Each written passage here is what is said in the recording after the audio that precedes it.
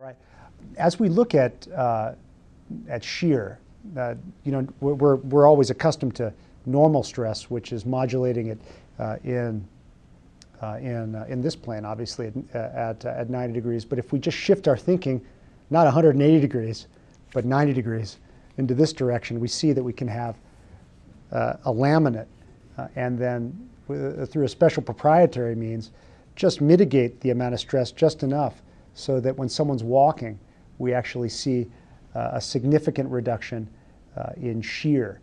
We think that that has a significant impact on treating the very sensitive foot, whether that foot is suffering from pain or whether that person is suffering from the absence of pain, like in diabetes. And that's what's been particularly exciting about this technology. And we look forward to continually advancing it.